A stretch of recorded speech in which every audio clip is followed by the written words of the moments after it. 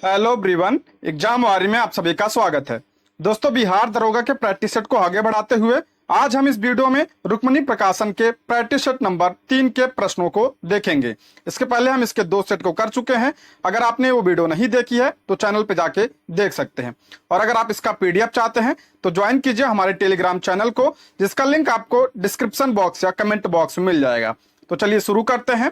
आज का हमारा पहला प्रश्न है, माइंड मास्टर्स शीर्षक पुस्तक के लेखक कौन है? यानी माइंड मास्टर्स किसकी पुस्तक है? तो इसका करेक्ट आंसर हो जाएगा आपका ऑप्शन डी, विश्वनाथ आनंद की ये आत्मकथा है। ठीक है, ये इनकी आत्मकथा है। बात करें अगर हम विश्वनाथ आनंद की, तो ये शतरंज के खिलाड़ी हैं, आप सभी को पता है। और राजीव गांधी, ध्यान रखिएगा, राजीव गांधी खेल रत्न पुरस्कार पाने वाले पहले खिलाड़ी हैं, ये पूछा जाता है, इसको ध्यान रखिएगा। और राजीव गांधी खेल रत्न पुरस्कार का नया नाम क्या है? इसका नाम चेंज कर दिया गया है, इसका नाम अब है मेजर ध्यानचंद खेल रत्न पुरस्कार। ये सब ध्यान रखिएगा, इंपॉर्टेंट है ये। आगे बढ़ते हैं। मोहनजोदड़ो से प्राप्त पशुपति मोहर में निम्न में से कौन सा पशु नहीं पाया गया है? ठीक है, मोहनजोदड़ो से क्या प्राप्त हुआ है? तो पशुपति की मोहर प्राप्त हुई है। और इसमें पूछ रहा है कौन सा पशु नहीं पाया गया, तो शेर नहीं पाया गया है। ऑप्शन क्या हो जाएगा? डी, इसका करेक्ट आंसर हो जाएगा। शेर नहीं पाया गया, बाघ पाया गया। ठीक है, बाघ का जो है इसमें चित्र मिला है। ठीक है, ऑप्शन क्या हो जाएगा? डी, इसका करेक्ट आंसर हो जाएगा। अगर हम बात करें मोहनजोदड़ो की, तो मोहनजोदड़ो किस नदी के किनारे बसा है? तो ये आपका सिंधु नदी के किनारे। ठीक है, सिंधु नदी। और वर्तमान में कहाँ पे है? तो ये वर्तमान में पाकिस्तान में है, ये ध्यान रखिएगा, वर्तमान में पाकिस्तान में है। आगे बढ़ते हैं। निम्न राजाओं पर विचार कीजिए। अजातशत्रु, बिंदुसार और प्रसेनजीत दिया है, इनमें से कौन बुद्ध के समकालीन थे? बुद्ध के समकालीन, तो इसका करेक्ट आंसर हो जाएगा ऑप्शन सी, 1 और 3, यानी अजातशत्रु और प्रसेनजीत। अजातशत्रु के समय में ही कौन सी बौद्ध संगीत हुई थी? तो पहली बौद्ध संगीत जो है अजातशत्रु के समय में हुई थी। और हम बात करें गौतम बुद्ध की, गौतम बुद्ध का जन्म कब हुआ था? 563 ईसा पूर्व में लुम्बिनी, नेपाल में। और इनकी मृत्यु कब हुई थी? 483 ईसा पूर्व में कुशीनगर में इनकी मृत्यु हुई थी। ये भी ध्यान रखिएगा, ऑप्शन सी इसका राइट आंसर हो जाएगा। आगे बढ़ते हैं, मिलान करना है। एक तरफ ग्रंथकार दिया है, एक तरफ उनके मूल ग्रंथ दिए हैं। वरामिहिर, वरामिहिर की पुस्तक का नाम क्या है? तो बृहत संहिता। ठीक है, और विशाख दत्त की आपका देवी चंद्रगुप्तम। और शूद्रक की क्या है? तो शूद्रक की आपका मृच्छ कटकम, काफी इंपॉर्टेंट है, कई बार प्रश्न बना है। विल्लड़ की बात करें तो विक्रमांक देव चरितम जो है इनकी किसकी है? विल्लड़ की। अच्छा, ये प्रबंध चिंतामणि किसकी है? तो ये आपका है मेरुतुंग की है। ठीक है, ये भी ध्यान रखिएगा, मेरुतुंग की है प्रबंध चिंतामणि। आगे बढ़ते हैं। मुगल चित्रकला के विषय में कौन सा कथन सत्य है? ध्यान रखिए, सत्य पूछ रहा है, तो आपका हो जाएगा उपयुक्त सभी। यानी मुगल चित्रकला में युद्ध दृश्य भी है, पशु पक्षी और प्राकृतिक दृश्य भी है, और दरबारी चित्रण भी किया गया है। ऑप्शन क्या हो जाएगा? डी, इसका करेक्ट आंसर हो जाएगा। अच्छा, ध्यान रखिएगा, चित्रकला विभाग की स्थापना किसने की थी? तो अकबर ने की थी चित्रकला विभाग की स्थापना। और औरंगजेब जो है वो चित्रकला का विरोधी था, पूछा जाता है चित्रकला का विरोधी कौन था? तो औरंगजेब था। ठीक है, आगे बढ़ते हैं। निम्नलिखित में से किसने पूर्ण सुरक्षा का वचन कर शिवाजी को मुगल दरबार में उपस्थित होने के लिए राजी किया था? तो किसने राजी किया था? तो राजा जय सिंह ने किया था। ऑप्शन क्या हो जाएगा? सी, इसका सही जवाब हो जाएगा। और एक प्रश्न और बनता है, शिवाजी का राज्याभिषेक, शिवाजी का राज्याभिषेक कब हुआ था? 1674 में हुआ था, पूछा जाता है, ध्यान रखिएगा। और मराठा साम्राज्य से संबंधित एक पॉइंट और ध्यान रखिएगा, सरदेशमुखी कर और चौथ। ठीक है, सरदेशमुखी चौथ, इसकी शुरुआत शिवाजी ने की थी, और यह मराठा साम्राज्य से संबंधित है। और ध्यान रखिए, अष्टप्रधान भी मराठा साम्राज्य से संबंधित है। ठीक है, ये सब पूछा जाता है, इसको ध्यान रखिएगा। आगे बढ़ते हैं, मिलान करना है ये भी। क्लायू जो है क्या? बंगाल में दोहरा शासन, बंगाल में द्वैत शासन किसने शुरुआत की थी? तो क्लायू ने शुरुआत की थी। कब किया था? 1765 में। और क्लायू ही बंगाल का क्या है? पहला गवर्नर है। ठीक है, ये भी ध्यान रखिएगा। बेंटिक की बात करें तो अंग्रेजी शिक्षा। ठीक है, लॉर्ड विलियम बेंटिक ये भारत का पहला गवर्नर जनरल था, भारत का पहला governor general Lord William Bentinck था। चार्ल्स मेटकॉफ प्रेस पर से प्रतिबंध हटाना, और चार्ल्स मेटकॉफ को ही क्या कहा जाता है? भारतीय प्रेस का मुक्तिदाता कहा जाता है। कर्जन की बात करें, आप सभी को पता है बंगाल का विभाजन कर्जन के समय में हुआ था। कब? 1905 में हुआ था। जो मैं बोल रहा हूं उसको आप ध्यान से सुनिएगा, इससे आपका रिवीजन हो जाएगा। ठीक है, आगे बढ़ते हैं। अगला प्रश्न है, 1911 ईस्वी में जब राजधानी कलकत्ता से दिल्ली लाने की घोषणा की गई, उस समय भारत का वायसराय कौन था? इंपॉर्टेंट प्रश्न है। तो उस समय वायसराय था आपका लॉर्ड हार्डिंग द्वितीय। ऑप्शन डी इसका करेक्ट आंसर हो जाएगा।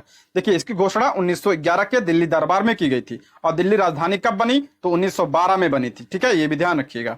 और 1911 में ही आपका बंगाल विभाजन को रद्द किया गया था, ये भी ध्यान रखिए। बंगाल विभाजन को रद्द कब किया गया था? तो दिल्ली दरबार में, जो 1911 में हुआ था। आगे बढ़ते हैं। साइमन कमीशन के आने के विरुद्ध भारतीय जन आंदोलन क्यों हुआ? यानी साइमन कमीशन जो भारत आया था उसका विरोध क्यों हुआ था? आपका हो जाएगा, इसका करेक्ट आंसर हो जाएगा ऑप्शन सी। साइमन कमीशन में कोई भी भारतीय सदस्य नहीं था। ध्यान रखिएगा। इसका गठन कब हुआ था? तो इसका गठन 8 नवंबर 1927 को इसका गठन हुआ था। और ये भारत कब आया था? तो भारत ये आया था आपका 1928 में, यह भारत आया था। इसमें 7 सदस्य थे और सभी सदस्य जो है इसमें अंग्रेज थे, इसलिए इसे श्वेत कमीशन भी कहा जाता है, ये भी ध्यान रखिएगा। इसीलिए इसका विरोध किया गया था। और इसके अध्यक्ष कौन थे? सर जॉन साइमन इसके अध्यक्ष थे, इसलिए इसके साइमन कमीशन कहा जाता है। ऑप्शन सी इसका सही जवाब हो जाएगा।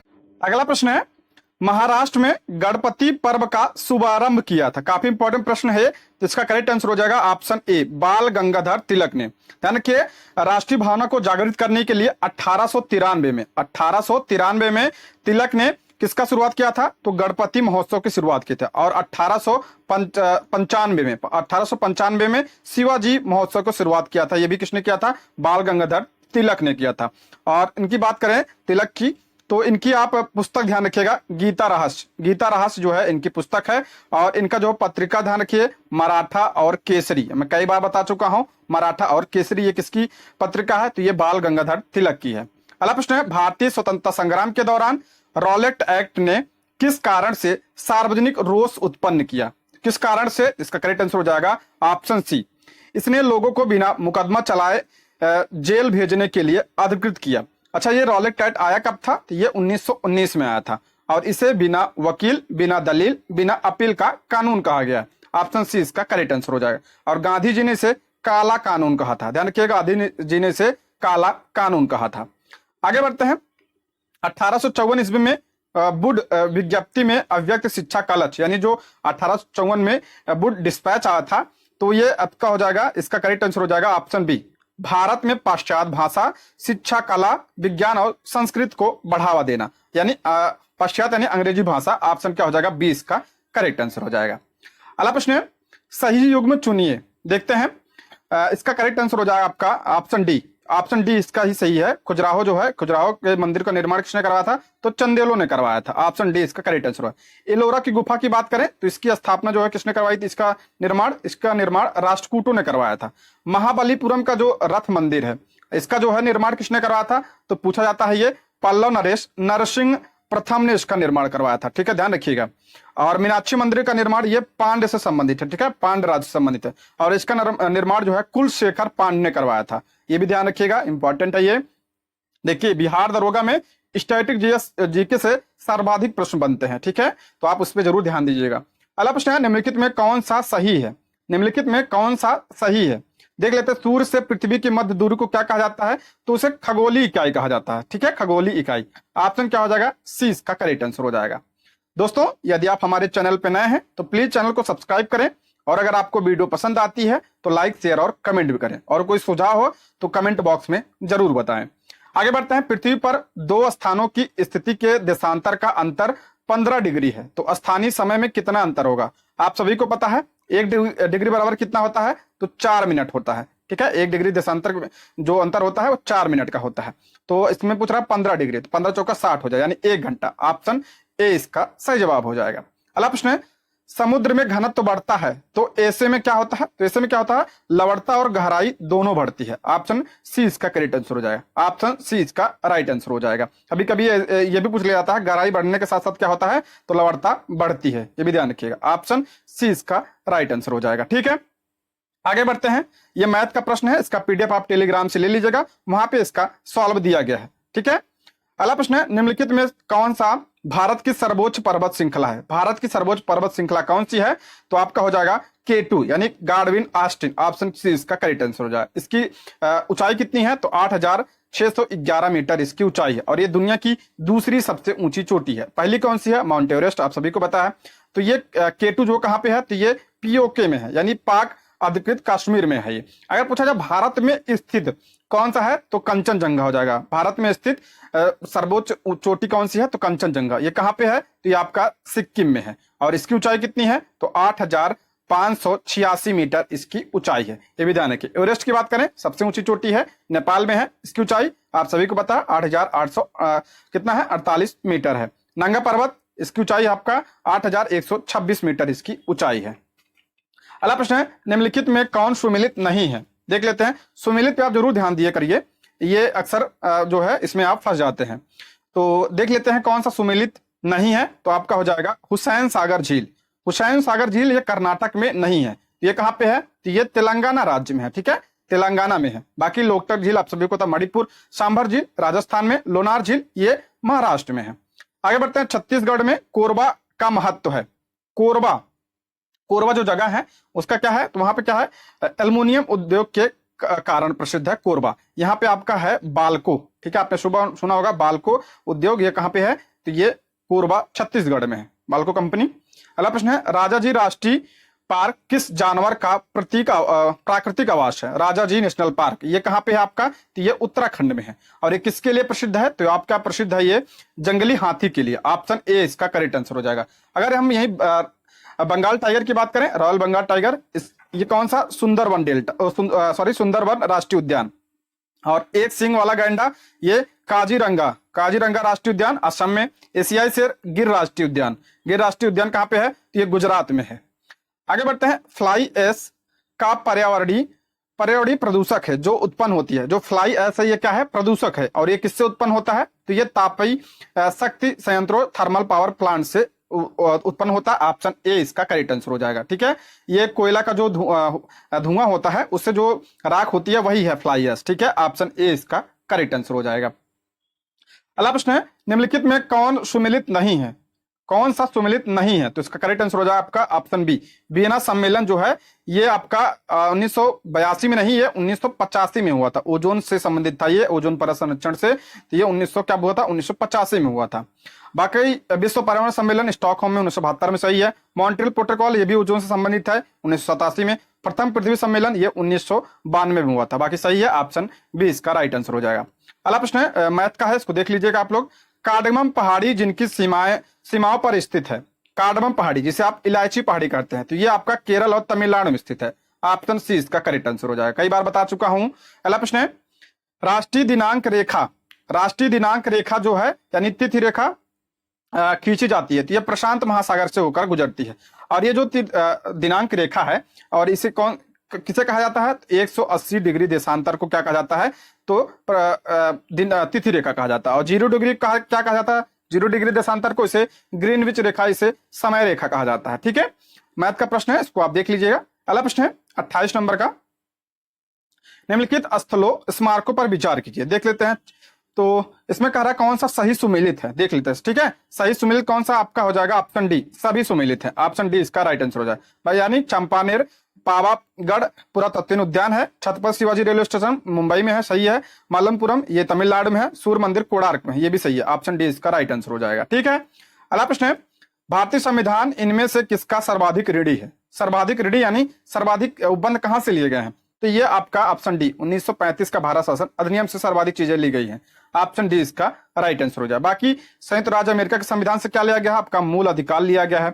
कनाडा के संविधान से अर्ध संघात्मक ढांचा लिया गया है। ऑस्ट्रेलिया के संविधान से आपका समवर्ती सूची ली गई है। और क्या लिया गया है यहाँ से? संयुक्त बैठक लिया गया है। कहां से? ऑस्ट्रेलिया के संविधान से। आगे बढ़ते हैं। भारत के संदर्भ में उनके कथनों पर विचार कीजिए। इसका हो जाएगा आपका मुख्य चुनाव आयुक्त और अन्य चुनाव आयुक्तों को समान अधिकार प्राप्त है परंतु मिलने वाले वेतन में असमानता नहीं है, समान है, तो ये गलत हो जाएगा। मुख्य चुनाव आयुक्त वही वेतन पाने का हकदार है जितना उच्चतम न्यायालय के न्यायाधीश को दिया था, ये सही है। अला मुख्य चुनाव आयुक्त को उच्चतम न्यायालय के किसी भी न्यायाधीश को हटाने के तरीकों और कारणों के अतिरिक्त किसी कारण से उनके पद से नहीं हटाया जा सकता है, तो ये भी सही है। अला चुनाव आयुक्त का कार्यकाल उसके पदभार संभालने की तारीख से 5 वर्ष नहीं 6 वर्ष होना चाहिए, ठीक है। 6 वर्ष, उनके 62 वर्ष की आयु प्राप्त कर लेने तक जारी तक जो पहले होता है, ठीक है, यानी 6 वर्ष होता है। तो आपका हो जाएगा 2 और 3, ठीक है, 2 और 3 होगा। ऑप्शन क्या हो जाएगा आपका, ऑप्शन बी इसका करेक्ट आंसर हो जाए। अच्छा, वर्तमान में जो है चुनाव आयुक्त कौन है, तो राजीव कुमार वर्तमान में चुनाव आयुक्त है, ठीक है। और चुनाव निर्वाचन आयोग की बात करें तो निर्वाचन आयोग किस आर्टिकल में है, तो आर्टिकल 324 में है, ये भी ध्यान रखिएगा। आगे बढ़ते हैं। एक ऐसी याचिका जो न्यायपालिका द्वारा जारी की जाती है तथा जिसमें कार्यपालिका से कहा जाता है कि वह कार्य करे जो उसे प्रदत्त शक्तियों के अंतर्गत करना चाहिए, उस रिट को क्या कहा जाता है, तो उस रिट को मैंडेमस कहा जाता है, यानी इसे हिंदी में क्या कहा जाता है, परमादेश जिसे आप कहते हैं, ठीक है, परमादेश कहा जाता है। ऑप्शन बी इसका करेक्ट आंसर है।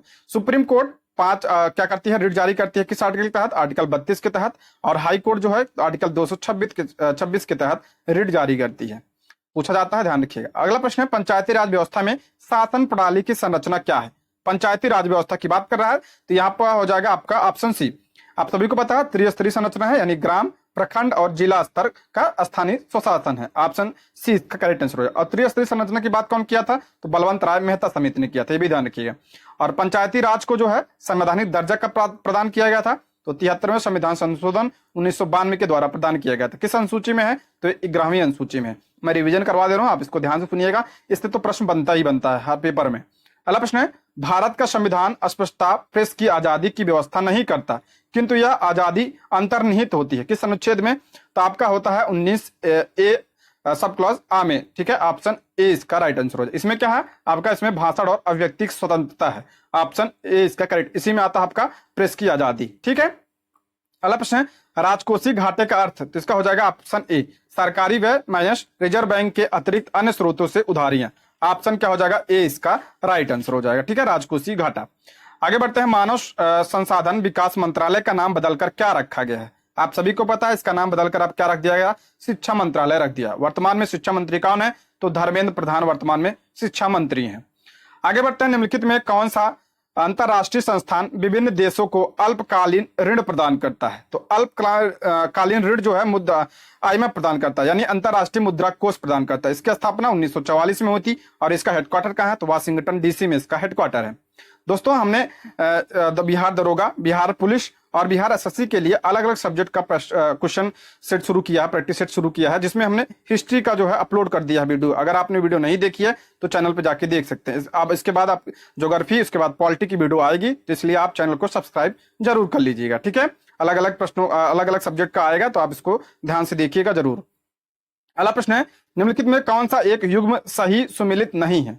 देख लेते हैं, संगठन दिया है, उनका मुख्यालय दिया है, तो इसका हो जाएगा आपका परमाणु ऊर्जा अभिकरण, यानी ऑप्शन डी अंतरराष्ट्रीय परमाणु ऊर्जा अभिकरण। ये न्यूयॉर्क में नहीं है, तो ये कहाँ पे है, तो ये वियना ऑस्ट्रिया में है। बाकी अंतरराष्ट्रीय श्रम संगठन पूछा जाता है जिनेवा में है, अंतरराष्ट्रीय समुद्री संगठन ये लंदन में है, अंतरराष्ट्रीय मुद्रा कोष अभी बताया वाशिंगटन DC में इसका मुख्यालय है, ऑप्शन डी इसका राइट आंसर। अगला है विदेशी व्यापार का भुगतान संबंधित है।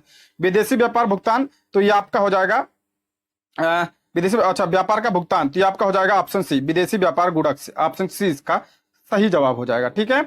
तो ये जो है भुगतान संतुलन जो होता है, ये आयात निर्यात का विवरण होता है, ऑप्शन सी इसका करेक्ट आंसर हो जाए, यानी विदेशी व्यापार, ठीक है। जब धूप वर्षा की बूंदे पर गिरती है तो इंद्रधनुष बनता है, इसके लिए निम्नलिखित में कौन सी भौतिक परिघटनाएं जिम्मेवार है, तो इसके लिए आपका परिक्षेपण, अपवर्तन और आंतरिक परिवर्तन तीनों है, ऑप्शन डी इसका करेक्ट आंसर हो जाएगा, ये सभी। अगला प्रश्न है, शुष्क सेल यानी बैटरी में निम्नलिखित में से किसका विद्युत अपघट्टों के रूप में प्रयोग होता है, किसका प्रयोग किया जाता है, तो अमोनियम क्लोराइड और जिंक क्लोराइड का प्रयोग किया जाता है बैटरी शुष्क सेल में, ऑप्शन ए इसका राइट आंसर हो जाएगा। आगे बढ़ते हैं, अगला प्रश्न है, पहचानिए कि निम्न में कौन से परिवर्तन रासायनिक परिवर्तन है। रासायनिक परिवर्तन कौन सा है, तो चांदी के कप का बदरंग होना, ये रासायनिक परिवर्तन है, और जल का विद्युत अपघटन ये भी रासायनिक परिवर्तन है, ठीक है। ऑप्शन क्या हो जाएगा इसका, ऑप्शन हो जाएगा आपका 1 और 3, ऑप्शन सी इसका राइट आंसर हो जाएगा, ठीक है। आगे बढ़ते हैं, 2, 4 और 8 ओम परिमाणों वाले 3 प्रतिरोध समांतर क्रम में जुड़े हैं, इस निकाय का तुल्य प्रतिरोध, इसका अच्छा फॉर्मूला क्या होता है, समांतर क्रम में को जुड़ा होता है तो 1/r, तो R1 R2 प्लस R3 होता है, इसी पर रखेंगे आप, तो 1/2 1/4 1/8, तो आपका आ जाएगा, इसको सॉल्व करेंगे तो 1.142 ओम आएगा, यानी 2 से कम आ रहा है ना, तो ऑप्शन ए 2 ओम से कम आएगा, ठीक है। अगला प्रश्न है, निम्न कथनों पर विचार कीजिए। 100 डिग्री सेल्सियस पर भाप तथा 100 डिग्री सेल्सियस पर डिग्री सेल्सियस पर उबलते जल में उष्मा मात्रा एक समान होती है, नहीं, एक समान नहीं होती है। अगला कह रहा है, वर्ग की संकलन गुप्त उष्मा तथा जल की वाष्पन गुप्त उष्मा बराबर होती है। तो ये भी क्या है, इसमें ये भी गलत है। अगला है, वातानुकूलित में कक्ष वायु में वाष्पित कुंडली में ऊर्जा का निष्कर्षण होता है तथा द्रवणित कुंडली पर उष्मा का निःसरण होता है। तो ये सही है, ऑप्शन क्या हो जाएगा, आपका डी, ऑप्शन डी, केवल 3 सही है। आगे बढ़ते हैं, कठोर जल के गुणधर्म के विषय में निम्न में कौन सा कथन सही है, देख लेते हैं। तो आपका हो जाएगा इसमें 1 और 2, यानी जल की अस्थायी कठोरता उसमें उपस्थित विलेय मैग्नीशियम और कैल्शियम हाइड्रोजन कार्बोनेट के कारण होती है। तो हो जाएगा ऑप्शन ये, इसका पहला सही है। जल की अस्थायी कठोरता उबालने किससे समाप्त हो जाती है, ध्यान रखिए अस्थायी कठोरता की बात कर रहा है, उबालने से समाप्त हो जाती है, ये भी सही है। तो हो जाएगा आपका ऑप्शन ए, 1 और 2, ऑप्शन ए इसका राइट आंसर हो जाएगा। अगला प्रश्न है, जब मृदु स्टील को उच्च तापमान पर गर्म किया जाता है तो अचानक पानी में ठंडा हो जाता है, तो वह कठोर होकर भंगुर हो जाता है, यानी भंगुर जो तुरंत टूट जाए, ठीक है, यह प्रक्रिया कहलाती है। तो यह प्रक्रिया आपका टेम्परिंग कहलाती है। ऑप्शन क्या हो जाएगा, डी इसका राइट आंसर हो जाएगा, टेम्परिंग। अगला, हैलोजन में सबसे अभिक्रियाशील हैलोजन वर्ग है जो उसमें सबसे अभिक्रिया कौनशील होता है, तो फ्लोरीन होता है। ऑप्शन ए इसका राइट आंसर हो जाएगा। अगला प्रश्न है, संस्पर्श लेंस यानी कॉन्टैक्ट लेंस किससे बनाए जाते हैं, जो आंख में लगाया जाता है लेंस, तो इसका हो जाएगा आपका ये बनाता है ल्यूसोसाइट से बनता है। ऑप्शन सी इसका करेक्ट आंसर है, ल्यूसोसाइट से। अगला है, सामान्य नाम न्यूक्लियॉन, न्यूक्लियॉन किसके लिए है, तो न्यूक्लियॉन जो है प्रोटॉन और न्यूट्रॉन को कहा जाता है। ऑप्शन बी इसका राइट आंसर हो जाएगा, ठीक है, ऑप्शन बी। अगला प्रश्न है, जीवाश्म की आयु कार्बन के 2 समस्थानिकों के अनुपात का निर्धारण कर मालूम की जाती है, वे समस्थानिक कौन है। आप सभी को पता है जीवाश्म की आयु, तो ये carbon C12, carbon C14, option C इसका राइट आंसर हो जाएगा।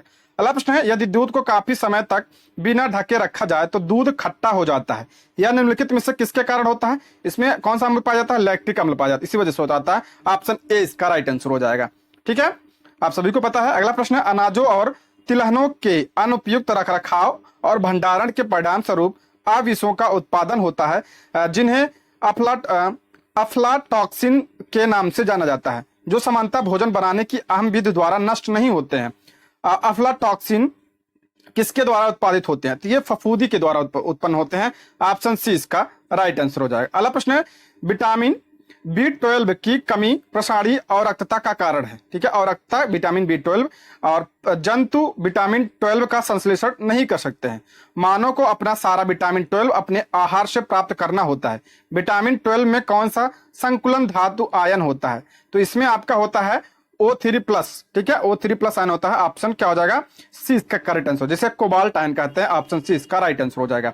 अच्छा, विटामिन B12 का रासायनिक नाम क्या है, तो इसका रासायनिक नाम है आपका साइनोकोबालिन, ठीक है।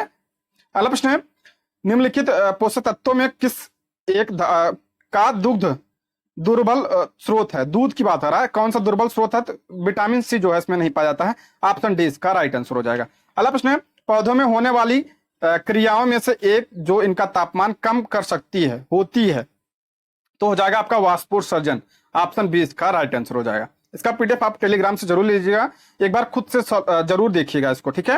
अगला प्रश्न है, ऑक्सीजन की उपस्थिति में ग्लूकोज के कार्बन डाइऑक्साइड एवं जल में ऊर्जा निर्मुक्त होने के साथ पूर्ण स्थानांतरण होने को कहते हैं, तो इसे क्या कहा जाता है, इसे कहा जाता है आपका ऑप्शन ए वायु श्वसन कहा जाता है। ऑप्शन क्या हो जाएगा, ए इसका राइट आंसर हो जाएगा। आगे बढ़ते हैं, सुमिलित करना है। अस्त्र की बात करें, ये कितने किलोमीटर तक, ये आपका मारक क्षमता इसकी है 10 से 25 किलोमीटर, 10 से 25 किलोमीटर। धनुष की बात करें तो इसकी आपका 150 किलोमीटर है। त्रिशूल की ये 9 किलोमीटर, और आकाश की मारक क्षमता आपका कितना है, 25 किलोमीटर है, ठीक है, इस हिसाब से आप मिला लीजिएगा। अब अगला प्रश्न है, इसके द्वारा स्थापित लिक्विड प्रोपल्शन सिस्टम सेंटर है, इसरो के द्वारा लिक्विड प्रोपल्शन सिस्टम सेंटर, ये कहां पे स्थित है, तो ये महेंद्रगिरी, आपका ऑप्शन ए करेक्ट आंसर हो जाएगा, महेंद्रगिरी तमिलनाडु में यह स्थित है। इसरो की बात करें, इसकी स्थापना कब हुई थी, 1969 में, और इसका मुख्यालय कहां पे है, तो बेंगलुरु में इसका मुख्यालय है। अगला प्रश्न है, साप्टा का पूर्ण रूप क्या है, तो साप्टा का पूर्ण रूप होता है south Asian free trade area, south Asian free trade area, इसमें नहीं है। ऑप्शन डी इसका राइट आंसर हो जाएगा। अगला प्रश्न है, महफिल लीप का देश, महफिल जो है लीप का देश किसे कहा जाता है, तो ये कनाडा को कहा जाता है। ऑप्शन सी इसका राइट आंसर हो जाएगा। अगला प्रश्न है, गुरुदेव रविन्द्रनाथ टैगोर की रचना को भारत के अलावा किस देश का राष्ट्रगान स्वीकार किया गया है? आप सभी को पता है बांग्लादेश का अमार शुमार बांग्ला है, ठीक है। ऑप्शन बी इसका राइट आंसर हो जाएगा। और रविन्द्रनाथ टैगोर को इन्हें गीतांजलि के लिए नोबेल पुरस्कार भी प्रदान किया गया था, पहले व्यक्ति थे जिन्हें मिला है। अगला प्रश्न है, निम्नलिखित में कौन सा एक सुमेलित नहीं है? यानी कि कौन सा सुमेलित नहीं पूछ रहा है, तो आपका हो जाएगा 8 डिग्री चैनल। ऑप्शन डी इसका राइट आंसर हो जाएगा। 8 डिग्री चैनल ये सुमेलित नहीं है, तो आपका हो जाएगा 8 डिग्री चैनल जो है ये अंडमान और मालदीव के बीच नहीं, ये मिनिकॉय और मालदीव के बीच में है, ठीक है। आगे बढ़ते हैं, चाबहार बंदरगाह परियोजना भारत तथा किस देश में विकसित की गई? तो ये भारत द्वारा ईरान में विकसित की गई है चाबहार, ये काफी चर्चा में रहा है। ऑप्शन बी इसका राइट आंसर हो जाएगा। अगला प्रश्न है, विश्व का सबसे बड़ा द्वीप ग्रीनलैंड है, सही है। ग्रीनलैंड डेनमार्क के अधीन आता है, ये भी सही है, यानी ऑप्शन डी सी इसका करेक्ट आंसर हो जाएगा। दोनों सही है, ऑप्शन सी इसका राइट आंसर हो जाएगा। अगला प्रश्न है, इसमें भी देखना है सुमेलित नहीं है। देखिए ऐसे प्रश्न नहीं वाले ज्यादा प्रश्न बनते हैं, तो आप इसको ध्यान से पढ़िएगा।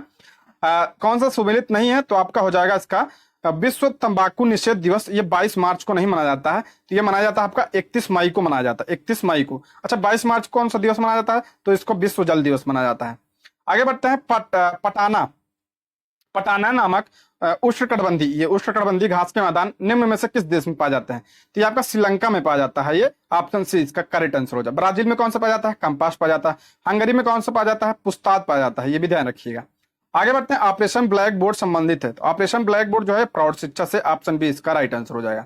अगला प्रश्न है, भारतीय उपमहाद्वीप में बोली जाने वाली भाषाओं में बोलने वालों की संख्या के आधार पर हिंदी के बाद किसका नंबर आता है?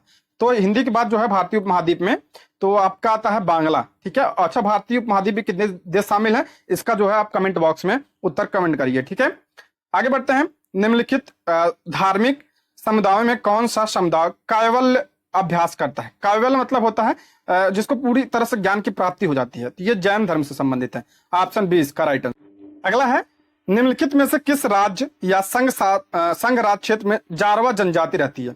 जारवा जनजाति ये अंडमान निकोबार में पाई जाती है, ऑप्शन सी इसका करेक्ट आंसर। यहाँ पे एक ध्यान रखिएगा, सैमपून जनजाति भी यहाँ पे पाई जाती है, सैमपेन, ठीक है। आगे बढ़ते हैं, बिहार पंचायती राज अधिनियम के अनुसार ग्राम पंचायत का कोई भी सदस्य हस्तलिखित आवेदन मुखिया को समर्पित कर त्याग पत्र दे सकता है। आवेदन समर्पित करने के कितने दिनों बाद त्याग पत्र प्रभावी माना जाएगा? तो कितने दिनों के बाद माना जाएगा? 7 दिनों के बाद, ऑप्शन ए इसका राइट आंसर हो जाएगा। अगला प्रश्न है, भारत के किस राज्य में स्थित देहाइंग पटकाई वन्यजीव अभ्यारण्य को राष्ट्रीय उद्यान में अपग्रेड किया जा रहा है? तो ये आपका असम का है, अपग्रेड कर दिया गया है, ऑप्शन सी इसका डी इसका राइट आंसर हो जाएगा। असम में है ये देहिंग पटकाई, ठीक है। असम में और कौन सा? मानस भी है, काजीरंगा भी है, इसको भी ध्यान रखिएगा। आगे बढ़ते हैं, निम्नलिखित में से किस संगठन से मेजनी का संबंध था? मेजनी जो है ये कार्बोनरी से, ऑप्शन सी इसका करेक्ट आंसर हो जाएगा। अगला प्रश्न है, निम्नलिखित में से किसने रक्त एवं लौ की नीति का अवलंबन किया था? तो ये आपका बिस्मार्क ने किया था। अच्छा भारत में किसने किया था? तो भारत में आपका बलबन ने किया था, ठीक है, ये भी ध्यान रखिए, ऑप्शन सी इसका राइट आंसर हो जाएगा। अगला प्रश्न है, निम्न में किस भारतीय को नोबेल पुरस्कार नहीं मिला है? नोबेल पुरस्कार किसे नहीं मिला है?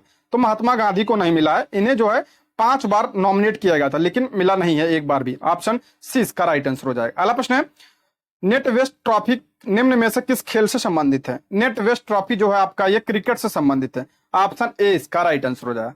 अगला प्रश्न, बनाना किक किस खेल से संबंधित है? बनाना किक आपका ये फुटबॉल से संबंधित है, ऑप्शन बी इसका राइट आंसर हो जाएगा। अगला प्रश्न, धर्म को समुदाय का मुख्य आधार मानने वाले व्यक्ति को क्या कहते हैं? इन्हें सांप्रदायिक कहा जाता है, आप सब डी इसका राइट आंसर हो जाएगा। अगला प्रश्न, सामाजिक दर्जा का अर्थ क्या है? सामाजिक दर्जा का अर्थ होगा समूह में व्यक्ति, ठीक है, ऑप्शन सी इसका करेक्ट आंसर हो जाएगा, समूह में शामिल करना। अगला प्रश्न है, भारत में सर्वप्रथम किस विश्वविद्यालय ने समाजशास्त्र प्रारंभ किया था? तो ये आपका किया था बंबई विश्वविद्यालय ने, ऑप्शन डी इसका राइट आंसर हो जाएगा। अगला प्रश्न है, मार्च 2023 में किस संस्था ने global green house gas monitoring infrastructure पेश किया? तो ये विश्व मौसम संगठन यानी WMO ने किया था, ऑप्शन ए इसका राइट आंसर होगा। अगला प्रश्न है, अंतरराष्ट्रीय बौद्धिक संपदा सूचकांक 2023 में भारत की रैंक क्या है? करंट अफेयर से रिलेटेड है, सब ध्यान रखिएगा। तो भारत की रैंक क्या है? 42वां रैंक है, ऑप्शन बी इसका करेक्ट आंसर हो जाएगा।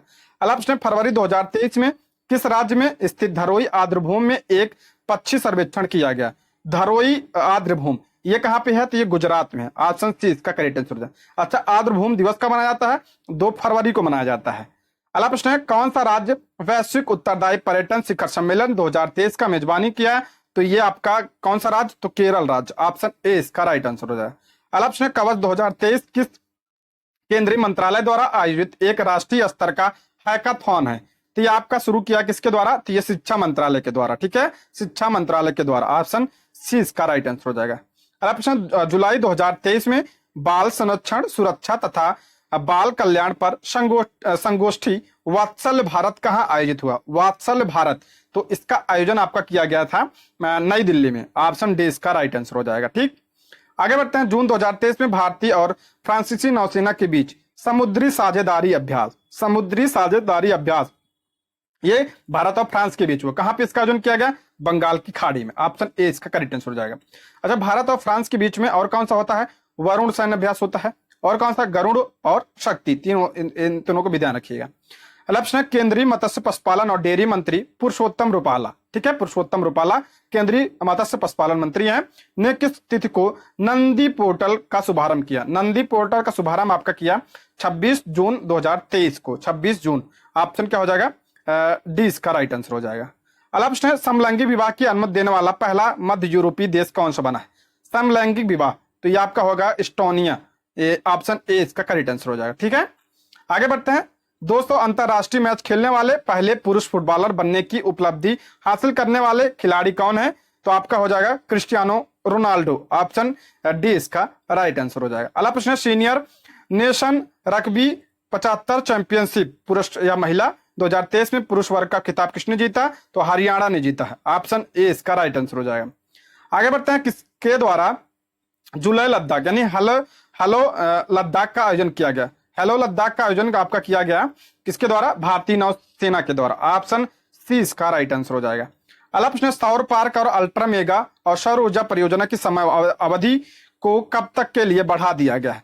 तो ये कब तक के लिए बढ़ा दिया गया है? 31 मार्च 2026 के लिए, ऑप्शन सी इसका राइट आंसर हो जाएगा। ठीक है, अगला देखते हैं।